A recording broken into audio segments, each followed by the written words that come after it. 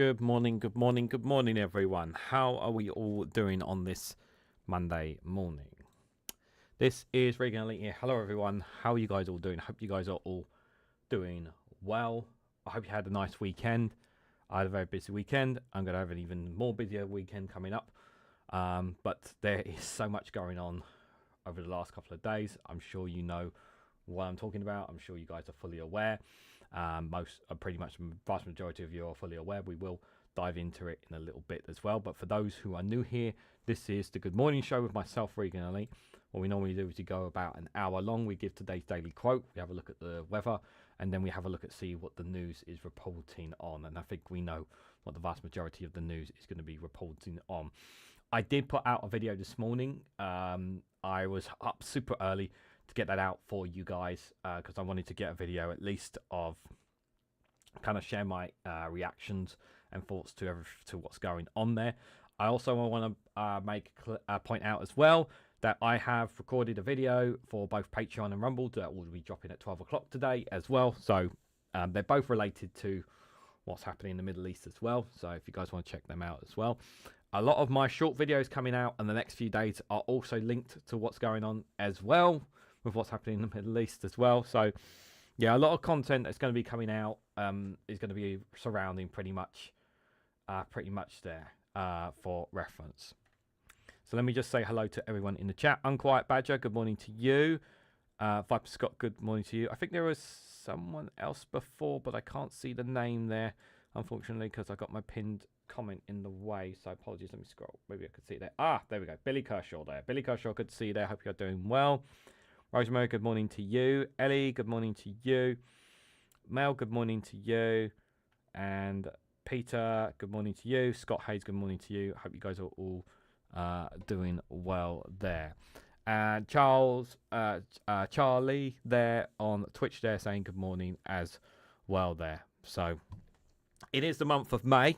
It's probably not the best way to start off the month with another war, but I am going to call it a war because even though it's not troops on the ground, it's pretty much is enraged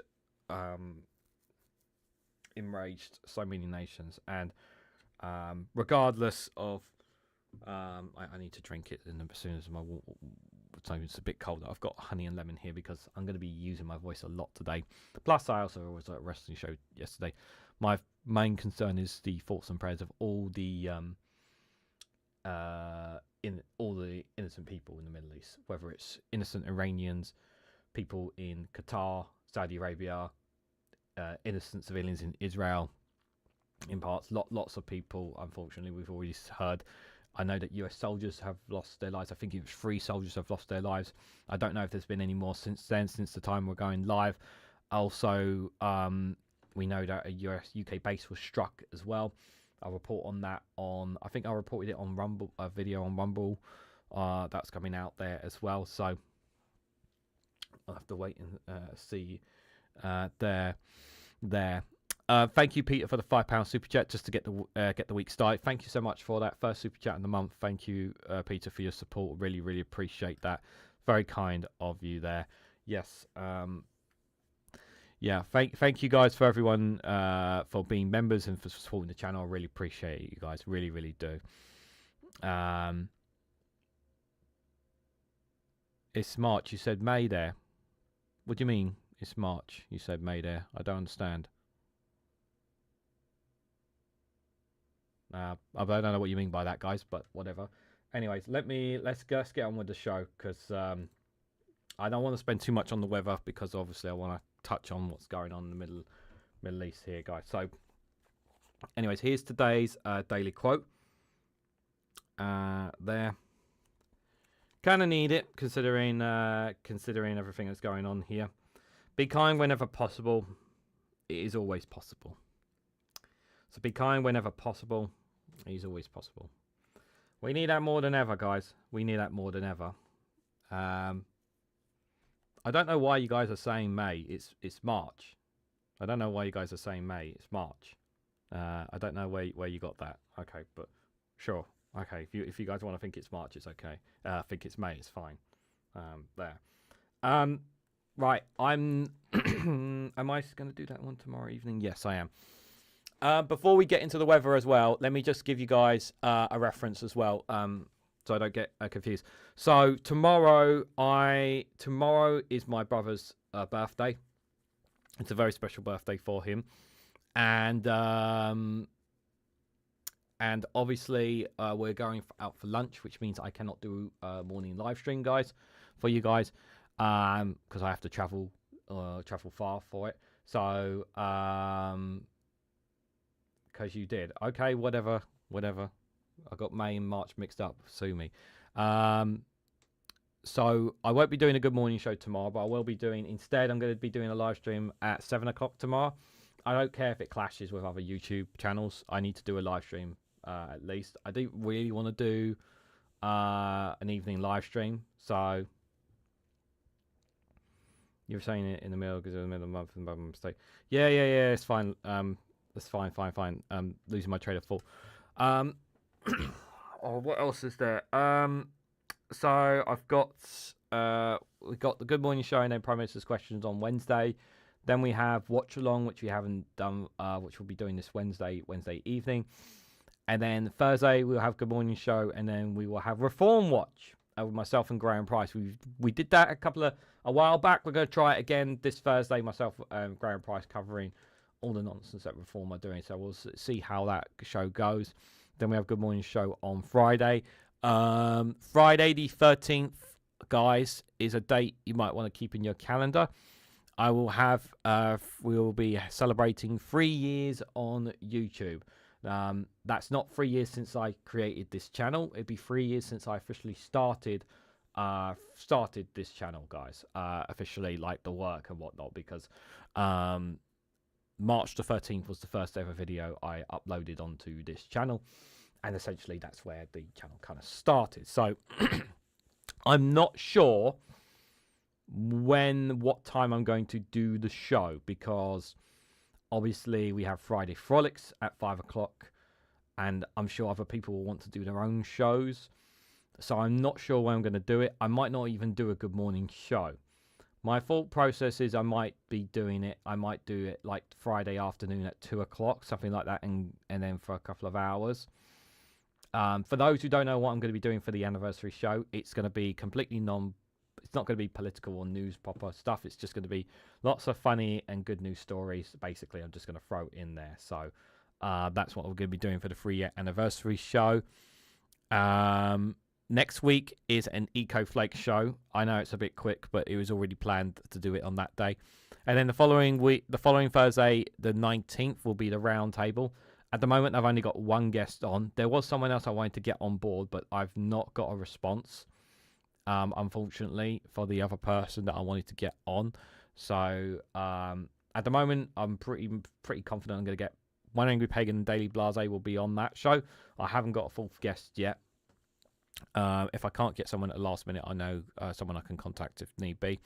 And then at the end of this month, on Thursday the 26th, will be non-politics live stream, which we did a while back. I know it's quite popular. A lot of people really enjoyed that there. So on that there, so we'll definitely be doing that there. Just for reference on that as well. Sorry, the battery's running low on this device. I've been on there as well. I'm not going to spend too much time on the weather just because we've got so much to talk about. So let's just go. So instead of covering the globe like we normally do, we're just going to go straight into the UK, guys. We'll do like rest of the world sort of thing tomorrow, because there's being reminiscent of me of not talking about what's going on right now. So at the moment, guys, this is the temperatures currently right now. It's actually much colder than that. I don't agree with that test temperature there. It's actually less than 14 where I am. Like this, it's like about 10, 9. So, but it's saying it's higher. I'm not feeling that yet, but maybe it's just me there. So, but that's some of the forecast and wind gauges that we've got there. Bit further later on here, temperatures, they're saying about 10 degrees. Temperatures as low as 7 degrees with some showers in the Midlands of England and parts of northern Scotland there. For moving into Tuesday night, I think I covered this last week, yeah, just for reference there as well. You can see apparently tonight it's going to be very, very cold, and we can see temperatures as dropping as low as 4 degrees in some parts there. But it is still going to be a dry night, but it's going to be a very cold one in most parts there. And you can see earlier tomorrow morning there, this is what some of the temperature gauges are there. Temperatures as high as 13 degrees there, just for reference. Going a bit further on there, it looks like, again, if you're especially up in the north, those temperatures are still remaining quite low for Tuesday night as well. Looks like it's going to be a dry day again for Tuesday. Looking overnight on Tuesday into Wednesday morning, you can see these temperatures are still very, very, very much cold. And it looks like we got a big rainstorm coming as well. Just have a quick look a bit further on. Wednesday here, temperatures as high as 13 degrees there. So again, it's going to be cloudy. And again, it's going to be dry. There will be a tiny bit of showers on Wednesday evening. But I think the next couple of days, guys, it's going to be pretty okay. It's going to be pretty okay from the looks of it there. So, yeah, next couple of days, we're going to have some... Essentially, we'll have some dry days. Although temperatures are still going to be quite low, which is kind of weird going into March, because you expect the temperatures to start ringing back up a little bit there, to be fair. Personally, good morning to you. Witchy Goth, good morning to you. Yep, do subscribe to... Oh, and Mandy, I see you there. Good morning to you. And Doc Davis there. Do subscribe to Witchy Goth's YouTube channel if you guys get a chance. Don't know if she's going live today, but if she does, she'll let us know in chat for reference. Right, let's go straight into the news, guys. So, obviously can't know where else to start, but what's happening in the Middle East here. Conflict spreads to Lebanon and the wider region as Kuwait reports several warplanes crashing. So the Israeli military said fighting Iran-backed Hezbollah could take many more days. US crew bowed out safely after crash landing, says Kuwait there. So let's have a look at this latest update here. What they're saying, 23 minutes ago, Saudi Arabia halts some operations in Iran's Tana refinery after a reported attack. So there's been an attack in Saudi Arabia as well. Mass evacuations of cities across the cities may be necessary if nuclear power stations are attacked, the new nuclear chief has said. That's very, very scary indeed there. 2 hours ago, the IDF said all options on the table in response to the question about possible ground invasion of Lebanon. At least 555 people have been killed in Iran by US-Israeli attacks, Iranian's Red Crescent Society is claiming. Saudi's oil refinery reportedly halts operations after drone attack. Kuwait says several US warplanes have crashed in the country, with all the crew surviving there, according to reports.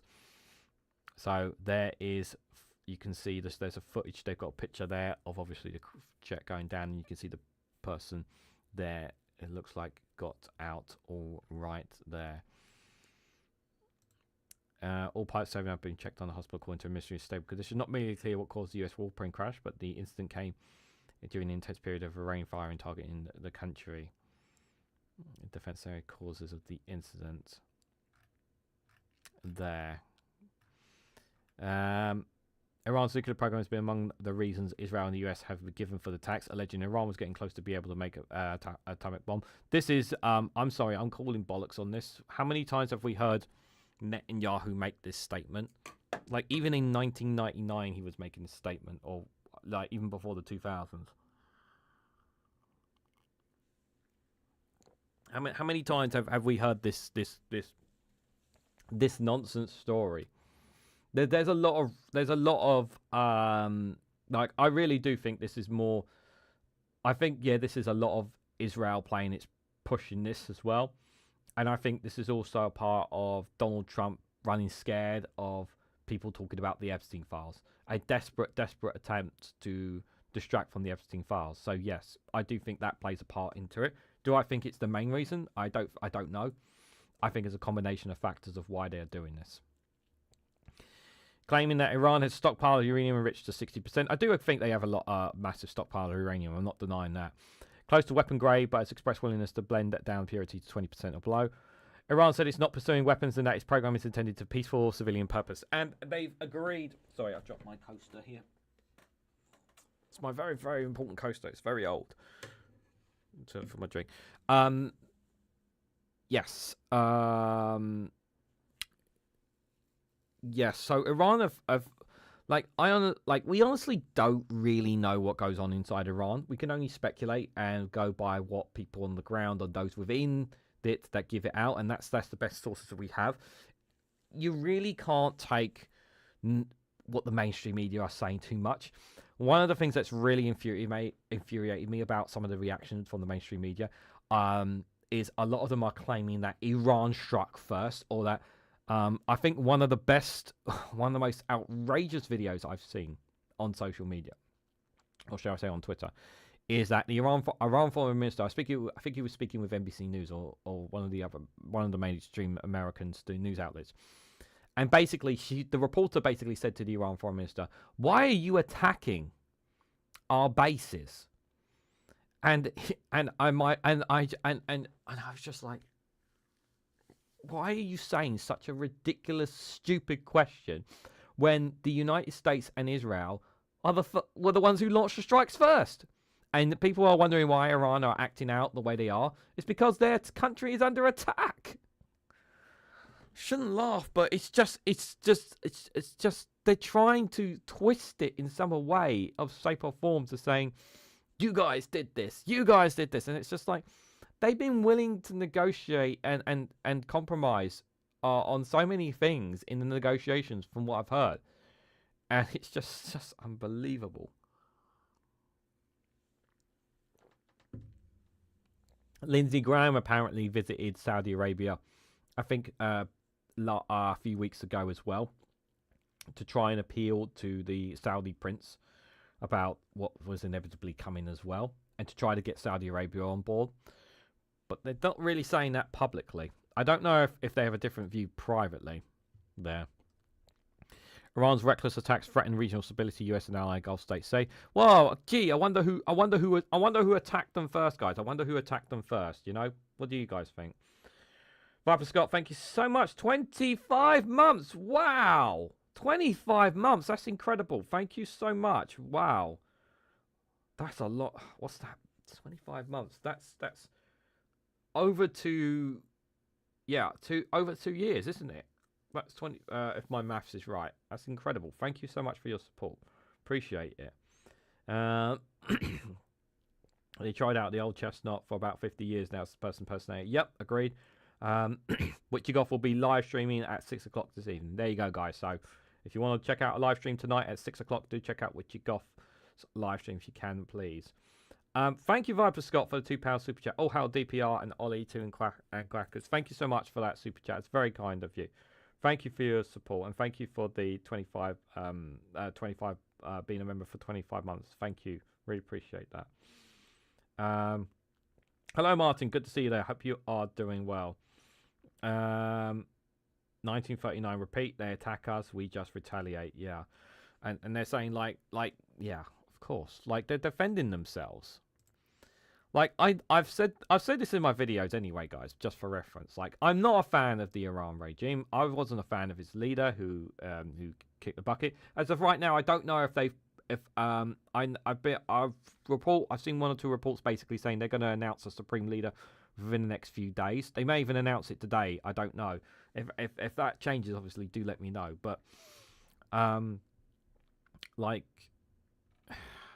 killing the supreme leader is not going to change the situation.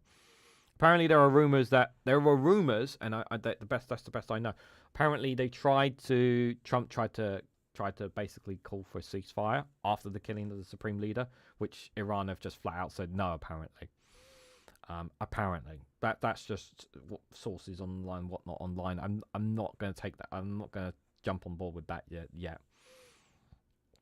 So Israel strikes Lebanon after Iran's ally Hezbollah fires missiles over the border. Trump said he is open to talks with Iran as the conflict deepens in the Middle East. Well, the thing is that you had literally had talks last week on Thursday before you decided to do this, And I said this in my video. Isn't it such a coincidence that he does this after the stock market's closed, guys? After the stock market's closed. It's almost as if like they were trying to protect their investors. It's insane. What's going on in the UK here? So, RAF airbase in Cyprus hit as Cooper defends a decision to allow the US to use UK base for Iran strikes. If you want to know I did give my views on the response to this on the video I put out this morning. If you guys want to see it, if you guys want to check that out, because I did cover Keir Starmer's speech on this on there. But I will just say this: obviously, they won't. I think Nick Ferrari challenged Yvette Cooper this morning on LBC, basically saying, "Why haven't? Is it a breach of international law what the US is doing?" Well, the obvious answer is yes, but she can't say that, and the UK government can't say that.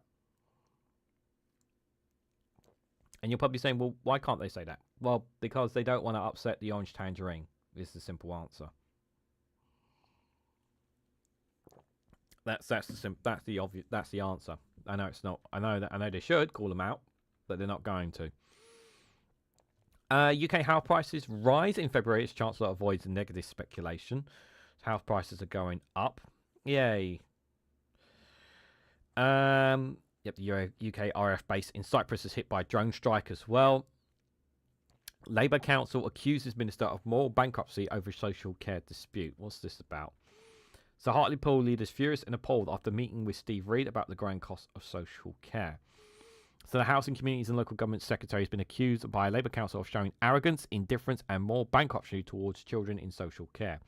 In an unusually forthright attack, the Labour leaders of Hartlepool Council said they were furious and appalled at Steve Reid after a meeting with him last week. Cross-party delegation had asked the Secretary of State for $3 million to help alleviate the growing cost of social care. The town in County Durham is one of the most deprived in England. It has the third highest number of children in care per capita in the country. Pamela Hargreaves, the Labour leader of Hartlepool Council, told The Guardian that Reeves said the government would not reward councils for having high numbers of children in care, and then dismissed the discussion by saying that's life. Wow. We're talking about children's future here, and this is your attitude? This is your attitude to this situation? Really? You know, when people think it's a joke when people say there's two cheeks of the same arse when it comes to the Conservatives and Labour. This kind of sums it up quite a bit, doesn't it? This really does. Like, for you to dismiss this discussion, a very serious discussion about something which, by the way, regardless of how much you read and watch and whatnot, yeah, as for Steve Reeve, regardless, right, you don't live in the area, you don't know the area. These people work in the area, they live in the area, they know it far better than you do.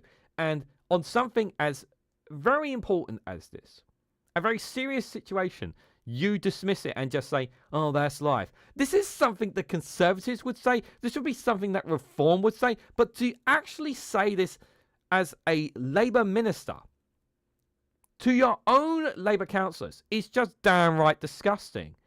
It's just downright disgusting. Like, compromise or something, but like to just flat out say that. That comment tells you everything, Hargreaves says. Shrugging at abuse and exploiting children is not policy, it is moral bankruptcy. Calling for proper funding for children in care, a reward, is obscured and offensive. Protecting vulnerable children is a basic moral and legal duty of the state. She added that our children and our families deserve far better than arrogance, indifference, and a shrug of that's life. I never liked this guy anyway, to be fair, and I'm sure you guys weren't a fan of him anyway.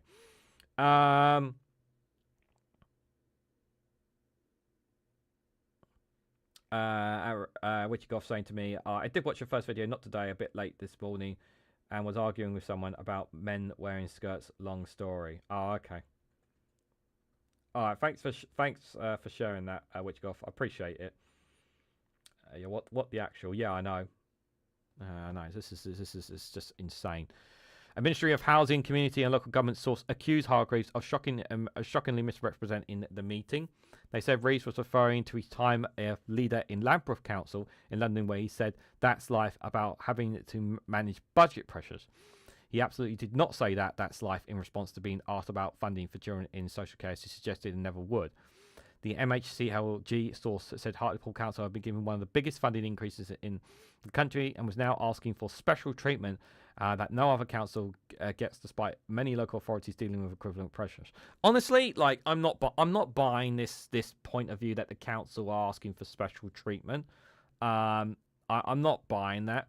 Whether or not they're getting enough funding is the question, and how they are using that funding is also something that needs to be asked there. They're added, to be blunt, if Hartlepool's leaders can't manage her budget and deliver vital services to the people that elected her after getting a record 40 million extra funding, that's not the government's fault. The question, but is it enough? Is it actually, like, are they actually getting a record 40 million into that? Reeves, the local government secretary, said the ministers were realigning funding so that poorer areas got a fairer share. However, local government leaders say a significant increase in funding is needed to stop more local authorities from going bankrupt after a huge increase in costs and cuts under the Conservative government. Hargreaves said the area was being fouled by ministers in a system that was punishing deprivation. Hartlepool's Labour group said it received far below the national average for looked after children as part of the government's Children in Social Care previous grant, equating to £6,674 per child. They said children are being forced into expensive private and unregulated placements because of the nationwide shortage in foster carers. Each placement costs the council £13,000 to £20,000 a child each week. Jonathan Brash, the Labour MP for Hartlepool, said the government had offered a cash increase of £3 million, but this was the equivalent of funding of around 6 children in care. He added that he needed an additional £3 million to help balance the books.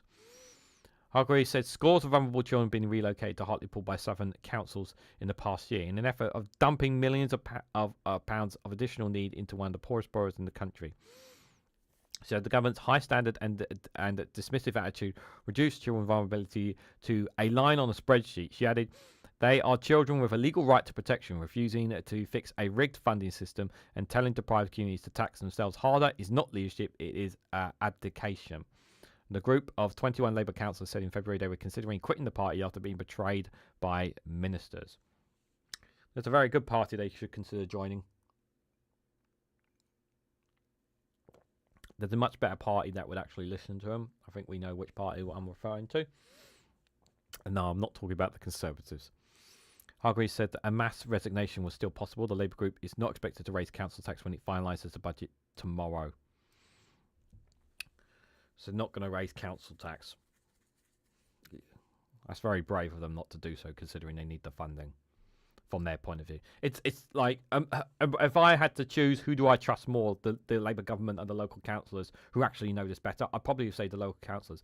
Is it possible? Is it entirely possible they could be taking advantage of the Labour government to try and get more money? It's possible, but do I realistically believe that when it comes to children in social care? Do I actually think that they would do that? No, I don't think so. I don't think these Labour councillors are morally inept that they would try to skew in some way, shape, or form, or using social care to get more funding from the government. I have a very hard time believing that. The authority was won back by Labour 2 years ago from the Conservative Independent Coalition, but Nigel Farage's Reform Russia is hoping for significant gains when a third of the council seats go up for a re-election in May. Its precursor, the Brexit Party, previously led the authority in coalition with the Conservatives in 2019-2020. And that one was definitely worth reading from start to finish. What else is there? Simply not true. UK is being dragged into the Iraq-style conflict, says Foreign Secretary. We are being dragged into it. Sorry. There's just absolutely no way around it. We are being dragged into it, and the main reason is I've said this in the video, but I'll say this just for context here, guys. I really do mean this. I really do mean this. What I say. Keir Starmer is kind of screwed in this situation, whatever he does. Because as the Prime Minister, he has a moral duty to try and to protect the UK, protect UK citizens and UK assets, all that kind of stuff, right? Now, obviously, ideally, we don't want any involvement in what's going on in the Middle East. We don't want any involvement. There's just one problem. We have UK bases out there, we have UK soldiers out there, and of course we have UK citizens in many parts of the Middle East as well. And whether you like it or not, he has an obligation to look after those bases, look after those soldiers, and of course look after British citizens. And that is why he made the decision that he did. If you listen to his speech, like I say, if you haven't watched the video this morning, that's essentially why he did it. And I said in that video, and I know people aren't going to like what I'm going to say, but like I say, I'm not going to BS you guys. I would have done what Keir Starmer had did. I would have agreed to allow the US to use those bases. I would have to try and take out these missile defenses. Do I trust the US in using our bases? Absolutely not.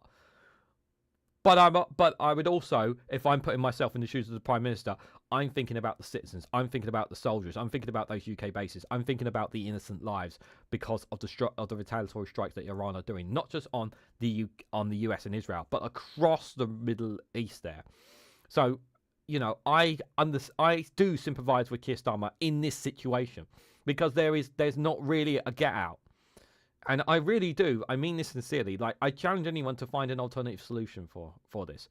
Like, it's easy to sit on the back seat and literally say, well, just pull everyone out of the UK bases. Pull them out. Pull all of our forces out of there. Pull all our soldiers and citizens out there. Well, it's kind of difficult to do that right now when there's, you know, drones and missiles dropping bombs all over the goddamn continent, you know?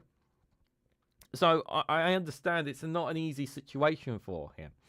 But I'm glad it's him and not someone like Liz fucking Truss in that position. You know, that's one tiny instance on this. Again, I know people won't like that, but you know, I in this situation, like, I can understand why he's done what he's done there. Doesn't mean I'm a fan of Keir Starmer and his government in any way, shape, or form. I'm sure you guys are aware. Anything else here worth looking at from The Guardian? No. Let's switch gears and let's see what else is going on. It was an interesting story. I don't know if we'll find it here on the Associated Press, but I did want to. Let's see if the story's still up here, because I did see an interesting story as well. I wanted to point out for you guys with regards to the strikes across. I'm calling it war. Strikes across the Middle East intensify as the war widens. More than 550 people killed in Iran, Iranian Red Crescent Society has said. Newly appointed Iranian cleric makes his first comments.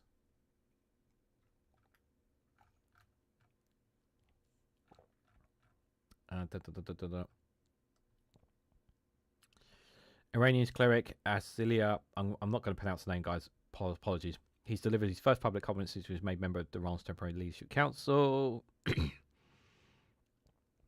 He said the Supreme Leader will be quickly appointed. I was told it would be in a few days there. Lebanon's government demands Hezbollah hands over its weapons. No, they're not going to do that. You know, the strikes in Iran have not just aggravated them, they've aggravated Muslims, they've aggravated people in Afghanistan, they've aggravated people in Iraq, they've aggravated people, and of course Hezbollah here. It's just kicked up an absolute, you know, they've literally kicked the hornet's nest is what they've done here. Just in an oil tanker is attacked in the Gulf of Oman by bomb-carrying drone boats, sparking fire, killing one, Oman has said. Drones over Abu Dhabi have been intercepted, the UAE has said there as well. And as you can see, the 3 US troops killed and 5 seriously wounded during Iran's attack. Oil prices soar and defense stocks gained as US war with Iran's rattles markets. Yes, weapons companies and weapon companies and whatnot, they'll be absolutely loving everything that's happening with this all, much to the detriment of, you know, innocent lives in all of this, sadly, which is really, really terrible. Heading off for my run now. Oh, no worries, Witchy Goffin. Hope you have a good one. Dubai images as safe tax-free heaven is rocked by blast from Iranian airstrikes. Blow after blow to the power of Iran and its proxies militias set the stage for US-Israel attacks. This is the other story. One of the other stories taking place in America that's not really talked too much about. FBI investigates a Texas bar shooting that killed 2 and wounded 14 as a possible terrorist attack. Yeah, apparently I'm going to cover it on Patreon. Apparently the guy allegedly had had a hoodie. I can't remember what it was, but it was basically basically of support for a certain group or something along those lines there, which wasn't good. Gaza ceasefire had some momentum. Now there's a fear a new war would distract the world. Yep. I wonder how much relentlessness Gaza is going to go through now as well. Oh, I don't know if I told you guys last week as well. I think this has been. I think this is really, really important. So, the aid organizations in Gaza, you know, they were at threat of being kicked out of Gaza at the end of February by the IDF and the Israeli government, and they were basically going to be pushed out because if they did not give in to Israel's insane demands. But the Israeli Supreme Court has put a temporary halt to that, which thank God that happened, because if the courts had not at least temporarily blocked it, we could have had a situation where, you know, I know it's already terrible right now what's happening in Gaza, but the fact that you could find all the charities and aid organizations working in Gaza right now to help people, they would have been forced out of Gaza by the hands of Israel. And luckily, the Israeli Supreme Court has stepped in to temporarily block that. So that is a positive thing, but how long that's going to hold, I don't know. But that is something that's really, really important right now for Palestinians inside Gaza. Thank you for saying that, person impersonator. Myanmar's military government pardons 10,000 prisoners before parliament opens, apparently. There. Argentina's Milei opens Congress praising Trump and attacking opposition. I'm sure he would say that. What else is there? Thousands of demonstrations in Los Angeles to support the Iranians. Israel releases footage of what it says strikes on headquarters of Iranian leadership. US military released videos to show jets and missiles on Iran strike. Iran and US diplomats clash. Intense exchanges at the UN Security Council meeting. Yeah, that would have... I'm sure the UN Security Council meeting would have been very intense indeed. Yeah, so there are Americans who are in support of the regime change, but I'm not sure they're in... Look, there's a lot of people who aren't a fan of the regime, neither am I. But, you know, the way it's been going about is not ideal. I'm sure we can all agree to that. It's also... I think it's worth pointing out this. The story's not going to be available on these news websites, but I think I should worth letting you guys know this one as well. So, apparently to some sources within Number 10, I can't remember if it's from Pippa or it's from UK Politics on Twitter, but everything that's happening in Iran is a welcome distraction for Keir Starmer and his crisis in Number 10 at the moment. And let me come out of this for a second. It's been a welcome distraction for Keir Starmer because, you know, he's in crisis, the government's in crisis because obviously they just lost the Gorton Denton by-election. So this is kind of like a big distraction thing for Keir Starmer, which they kind of welcome in a way because it doesn't make, because like the attention has gone off him and now all turning to the Middle East because of what's happening here. So apparently Starmer is looking for a cabinet reshuffle to take place. I don't know how credible it is, but Politics UK on Twitter, they're very, very reliable with their sources. Let me put it that way. One of the sources they've said is that Keir Starmer knows that West Streeting is a big challenge to his leadership, and the cabinet reshuffle could involve West Streeting being removed as health secretary. Let me see if I can actually find the tweet for you guys, actually, because I think it's actually worth sharing with you guys. Because if this is true, I don't know how true it is, but if it is true that Keir Starmer could use what's going on right now as a means to, as a good distraction for what's basically going on right now, I think it'd be very interesting indeed. Let me see. There we go. And let me see if I can. Oh no, that's not it. I'm just going to scroll down Politics UK and see if I can find the tweets about it, because this is a good distraction for for him. I'm just having a look, see if I can find it here. Sorry, guys, if I'm just I'm just looking for these tweets because I did read about possible cabinet reshuffle. If anyone knows exactly where, if they've heard the same thing, let me know.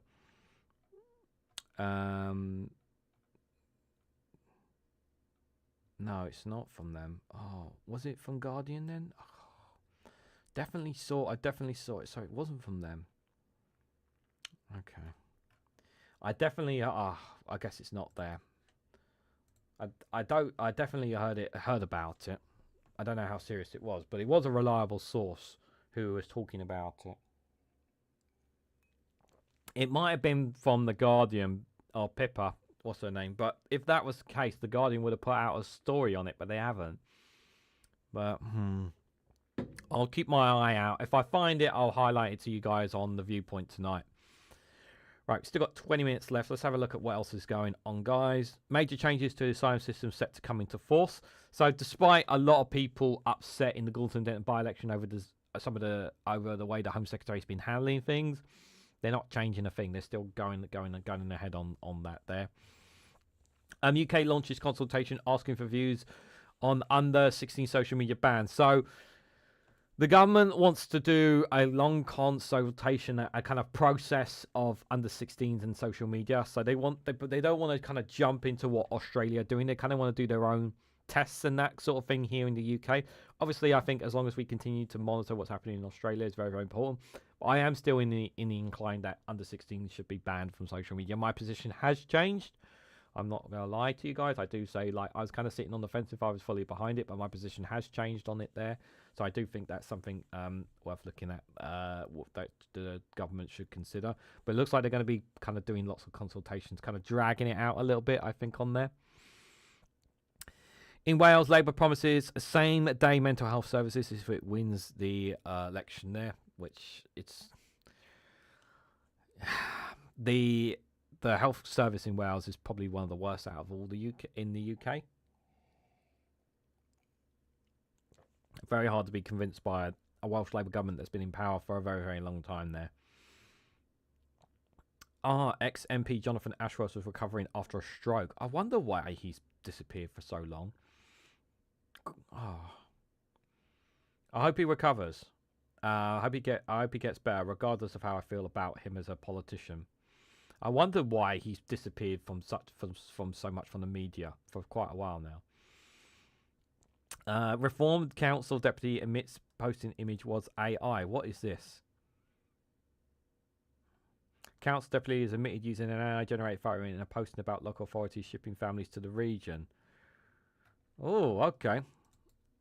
I will... Just one moment, guys. I am going to save that story for Reform Watch. I think that's a story me and Graham could cover this Thursday, because there's going to be lots of them there anyway.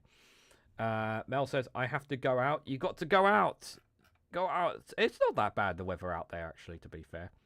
The weather won't be so bad out there. It won't be so bad out there, if I'm honest. I'm just saving the story, guys. Apologies. Let me definitely have a look at that on Thursday. Biden would have probably have won the by-election, Labour's deputy leader says. We're just making assumptions about it now, the what-ifs and whatnot. So John Curtis, which issues will decide elections in Wales and Scotland?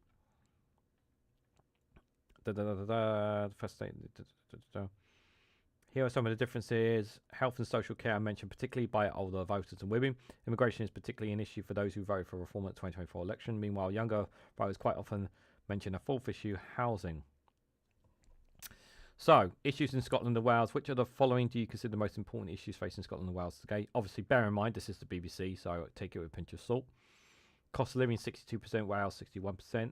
Health, social care in the NHS, 50%. Immigration, 29, 31%. Why is immigration up there? Economy, 31 to 27%. Housing, 18 to 27%. And both Wales and Scotland are well over half said the country's economy has gotten worse over the last 12 months. Around a half feel their health services getting deteriorated. Those who believe their economy or health services is getting better are derelictly thin on the ground. Even among SNP and Plaid Cymru supporters, both of whom parties have been relatively liberal stance on immigration and asylum seekers, more would like to see the level of migration reduced than increased. The same is true of Labour voters in both countries. But it's not something that really they can control to a certain extent. They can't control that.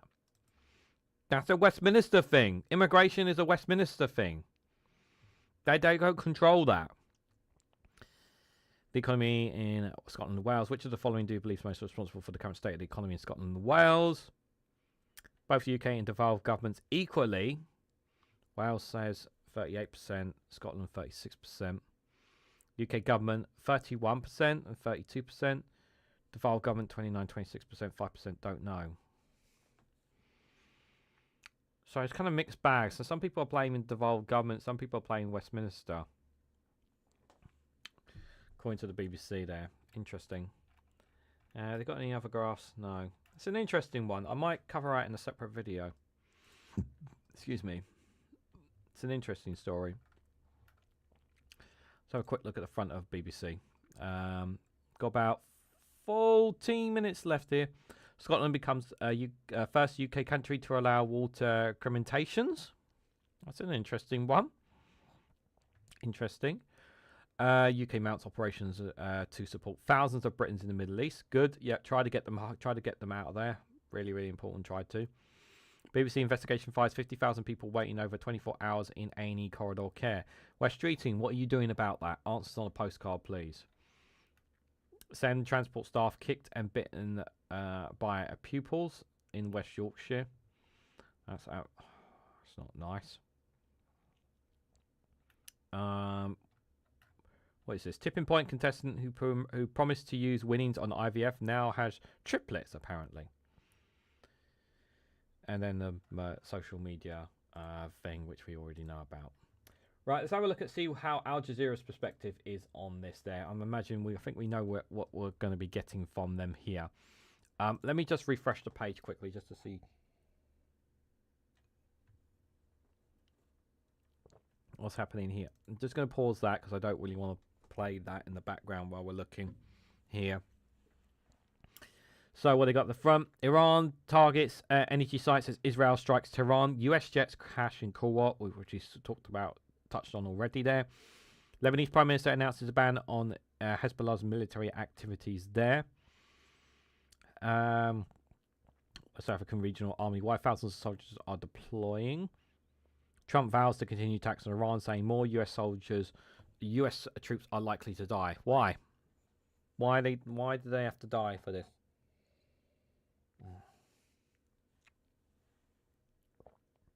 It's really weird hating your house.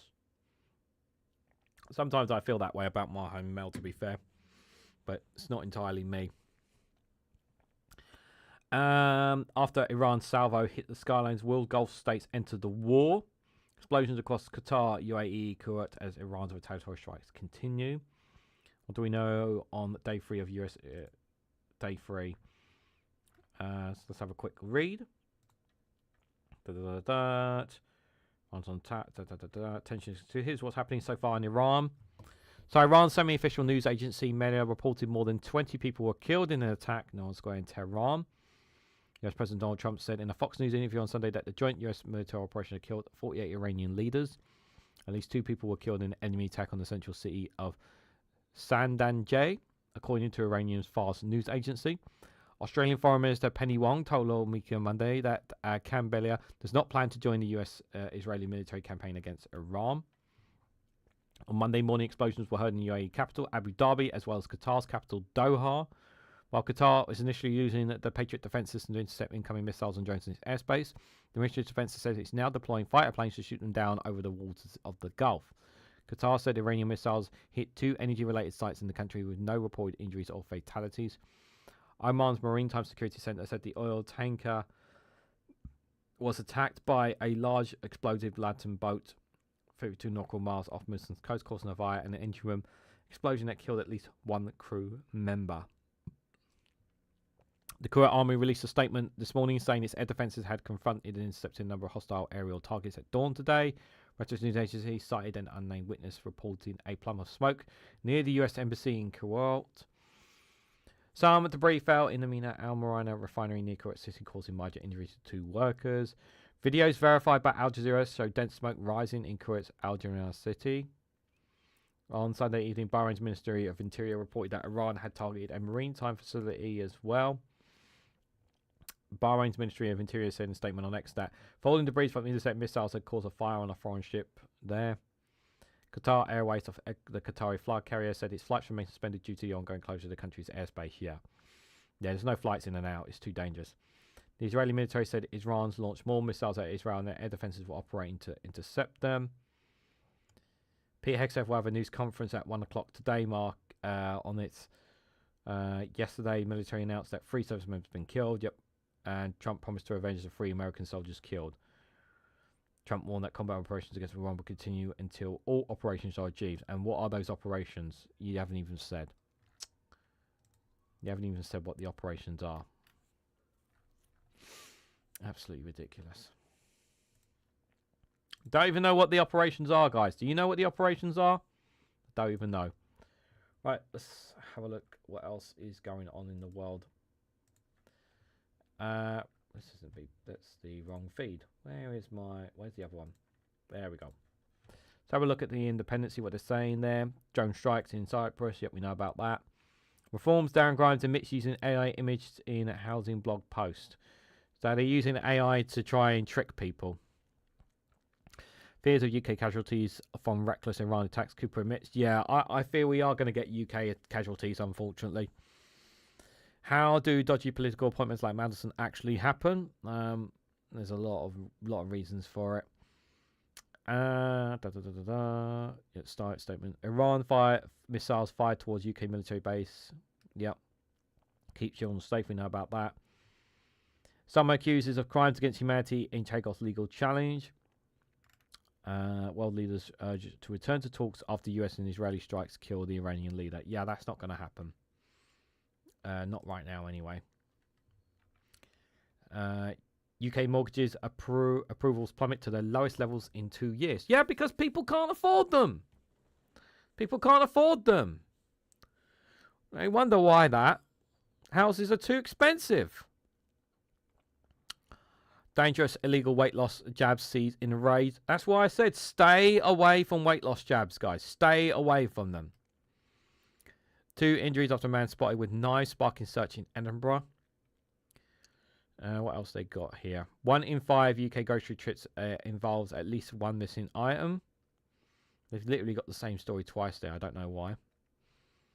One of England's oldest homes is up for sale for less than £1 million. Yeah, it's not like I've got £1 million behind the back of a couch, isn't it?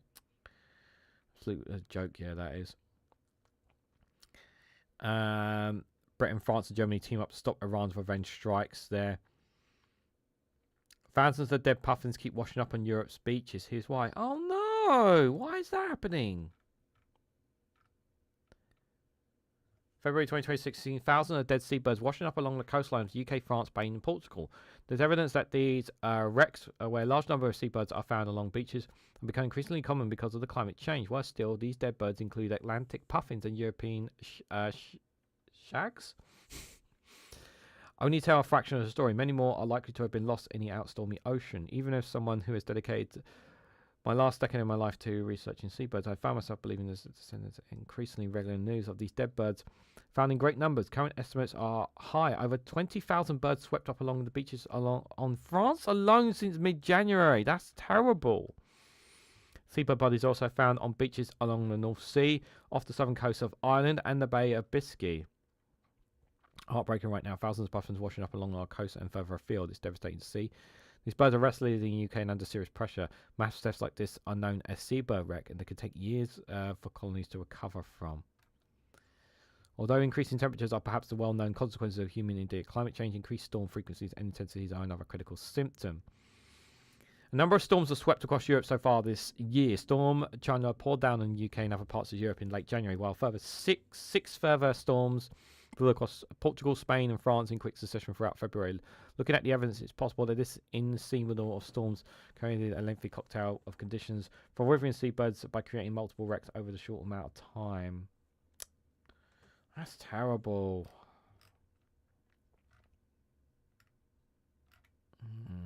Population in crisis. That's really bad.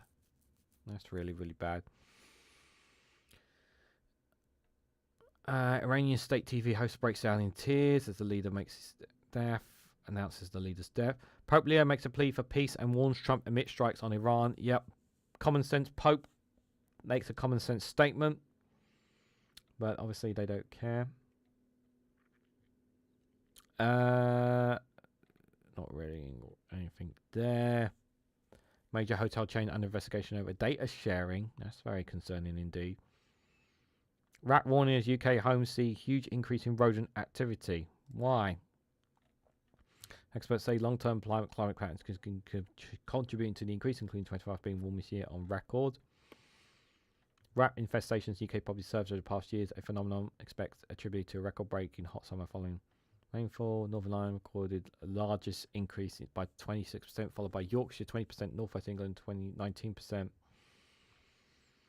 And so the long-term climate patterns contributed to the increase. It said milder weapons could increase rat reproduction by extending their breeding system and lead to larger populations. It warned that the record-breaking wet start 2026 across the UK would also lead to higher levels of rat activity. Sustained heavy rain can flood burrows, systems and drainage networks, displacing rats and increasing the likelihood of infections as they seek higher, drier shelters, it says. Yeah, that's true. Rats are highly capable swimmers. They can navigate strong currents, enter exposed pipes and sewers, swim considerable distance in open water. Yeah. However, what they cannot tolerate is prolonged subversion. When burrow systems and sewage network floods, rats are forced to seek higher, drier and rescue, increasing the risk of infestation in properties. While Northern Region Republic are already reporting noticeable increase in reported activity, continued wet weather may push more rats into properties. Early prevention and professional support are key there. Interesting there. I've just got about a couple minutes left, guys. If anyone wants to get towards the super chat goal for today, it'd be greatly appreciated. We are free away, if possible. I've got to have a look. Just to remind people as well, I will be live tonight at 8 o'clock for the Viewpoint. We will be talking about what's happening in the Middle East again.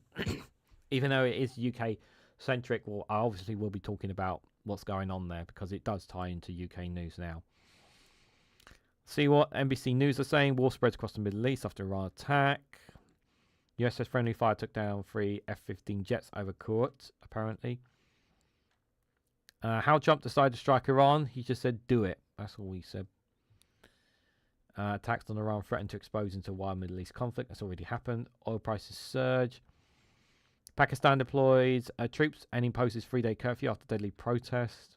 Their country's not in a very good spot right now.